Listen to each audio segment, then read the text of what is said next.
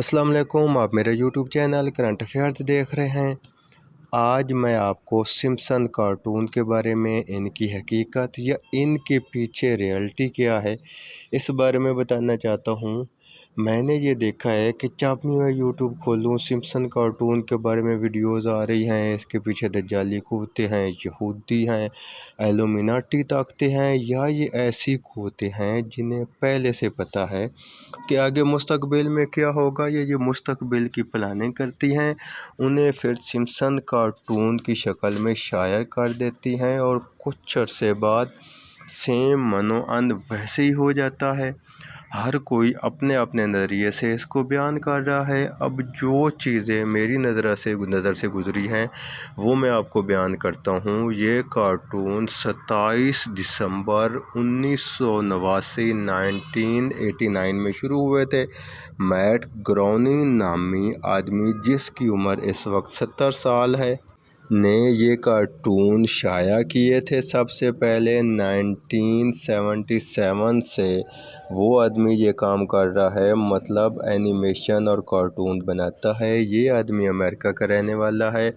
इसका वालिद भी एनिमेशन और कार्टून पे काम करता था। ये बंदा एक नए फ़लसफ़े का कायल है। इसको अग्नोस्टिक कहते हैं, या इसे एग्नोटिज़म भी कह सकते हैं। ये एक नई किस्म का मज़हब है। एक तो दहरी होते हैं जिन्हें एथिस्ट कहते हैं, जिनका खुदा पे कोई यकीन नहीं। वो कहते हैं कि ये कायनात हमेशा से ऐसी थी, हमेशा तक ऐसी रहेगी। जन्नत दोज़ख का कोई कंसेप्ट नहीं, कायनात खुद ब खुद चल रही है। ना ये कभी शुरू हुई थी, ना ये कभी ख़त्म होगी। कोई इसको कंट्रोल करने वाला खुदा नहीं है। लेकिन बाकी सब मज़ाहब में खुदा का तसव्वुर मौजूद है। जैसे मुसलमानों में एक खुदा का तसव्वुर है, ईसाइयों में 3 खुदाओं का, हिंदुओं में करोड़ों खुदाओं का। गर्ज़ तमाम मज़ाहिब में किसी न किसी तरीके से खुदा का तसव्वुर मौजूद है। लेकिन अग्नोस्टिक्स में मुस्लिम, ईसाई, यहूदी, हिंदुओं सबसे मुख्तलिफ खुदा का तसव्वुर है। ये कहते हैं कि खुदा है या नहीं ये मालूम ही नहीं किया जा सकता। ये एक ऐसा सवाल है जिसका कोई जवाब नहीं। इसके मालूम होने के इम्कानात बहुत कम हैं। कोई इस काबिल नहीं कि इसको मालूम कर सके। यही कहते हैं कि नाउज़ुबिल्ला, God created universe, who created God. ये दहरी मज़हब की एक किस्म है। ये आदमी इस मज़हब को मानता है, लेकिन साथ साथ ये कहता है कि मैं दोज़ख पे यकीन रखता हूँ। दोज़ख नाम की कोई चीज़ है, सज़ा जज़ा का तसव्वुर मौजूद है। इस बारे में उसने अपने अलग से अकायद बनाए रखे हैं जो मुसलमान, यहूदियों, ईसाइयों से नहीं मिलते। इस आदमी ने 1989 में ये कार्टून शुरू की और इस कार्टून में बहुत सी ऐसी पेशेनगोइयाँ की जो आने वाले वक्तों में पूरी हो गई। जैसे 2002 में इसने प्रेडिक्शन की कि डोनाल्ड ट्रंप हिलरी क्लिंटन को इलेक्शन हरा के खुद सदर बन जाएगा। हालांकि इस वक्त हिलरी क्लिंटन या डोनाल्ड ट्रंप के सदर का इलेक्शन लड़ने की तो कम अज़ कम कोई बात नहीं थी, क्योंकि उस वक्त अमेरिका का सदर क्लिंटन था, जो कि हिलरी क्लिंटन का शोहर था। इसलिए हिलरी क्लिंटन के तो वैसे भी पहले अमेरिका में कोई भी फ़ीमेल सदर नहीं बनी। तो जो है क्लिंटन है, क्लिंटन के बाद उसकी बेगम के सदर बनने की तो बात ही तब कोई नहीं थी। फिर उसने फीफा की करप्शन के बारे में बताया, बाद में वो भी पकड़ी गई। ये एक बहुत बड़ा उस वक्त का अपना स्कैंडल था। 1997 में उसने एक कार्टून के अंदर 9/11 का वाक़या एक बच्ची के हाथ में एक तस्वीर के ज़रिए बता दिया था। $9 और ट्विन टावर 11 को शो कर रहे थे। बाद में इस तस्वीर के ज़रिए लोगों ने ये नतीजा अख़ज़ किया कि इस आदमी ने 5 साल पहले बता दिया था कि ट्विन टावर तबाह हो जाएंगे। जर्मनी और ब्राज़ील के 2014 के वर्ल्ड कप के फ़ाइनल में पहुंचने और जर्मनी के जीतने की पेशीनगोई भी सिम्पसन कार्टून ने की, और वो भी सच साबित हुई। बहुत सारी टेक्नोलॉजी भी उसने बताई, जैसे होलोग्राम, वीडियो कॉल वगैरह। ڈزنی اور فاکس کے اکٹھا ہونے کا بھی اس نے بتایا، وہ بھی ہو گیا۔ ایبولا وائرس کے بارے میں اس نے بتایا، وہ بھی سچ ثابت ہوا۔ 15 سال پہلے 1997 میں اس نے بتایا تھا کہ 2012 میں 2012 میں شام میں کیا صورتحال ہوگی، اور باغیوں کا جو جھنڈا 1997 میں اس نے ایک جیپ پہ لگا ہوا دکھایا تھا، سیم وہی 2012 میں شام کی صورتحال کے وقت باغیوں کا جھنڈا تھا۔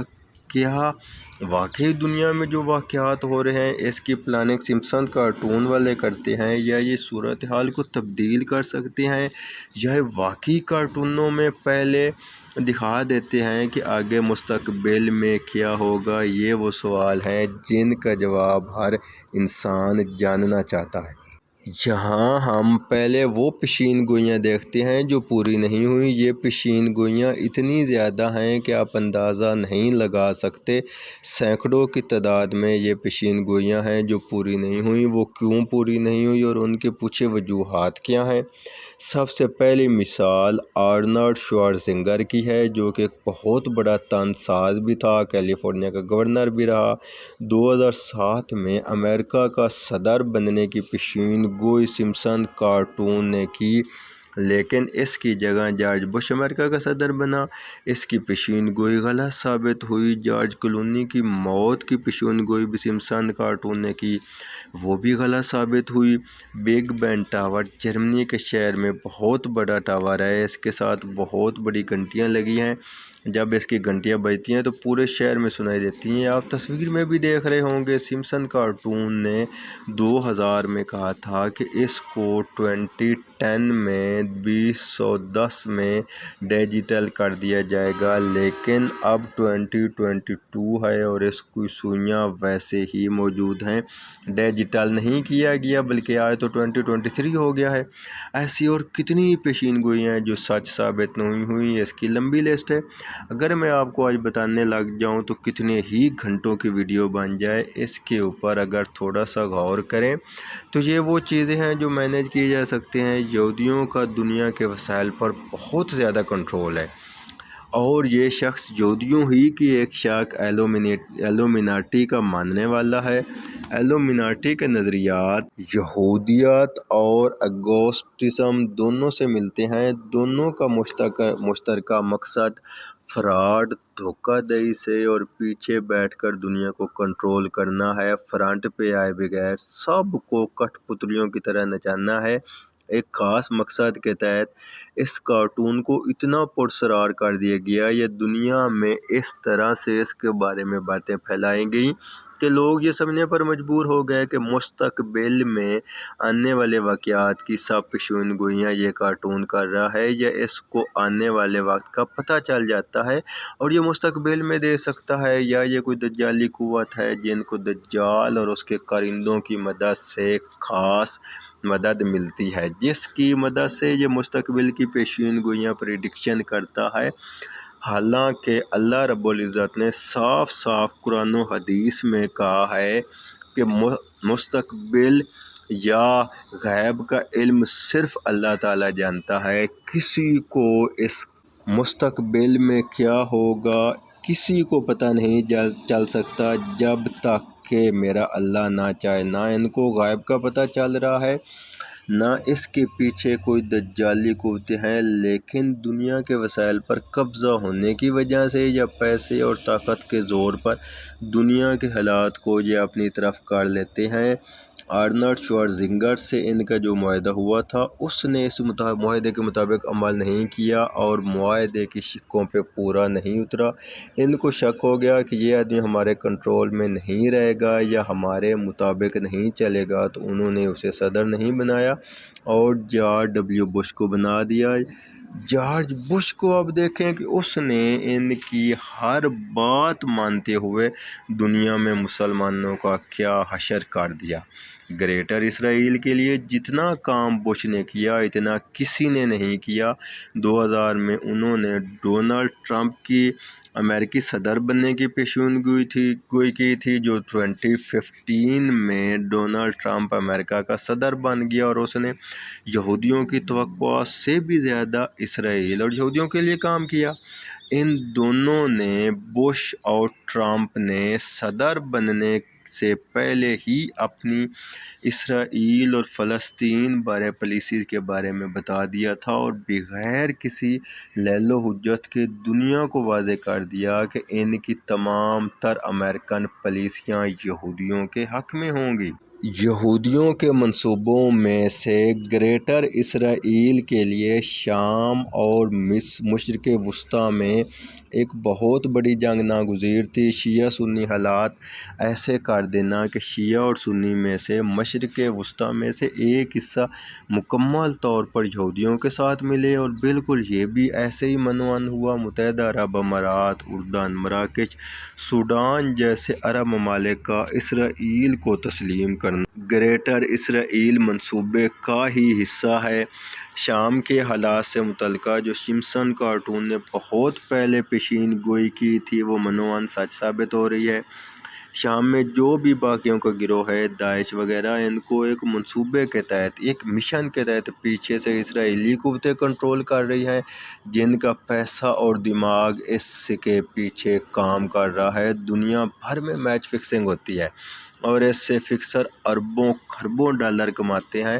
2014 کا فٹ بال ورلڈ کپ اسی طرح ہی کی میچ فکسنگ کا شاخسانہ ہے۔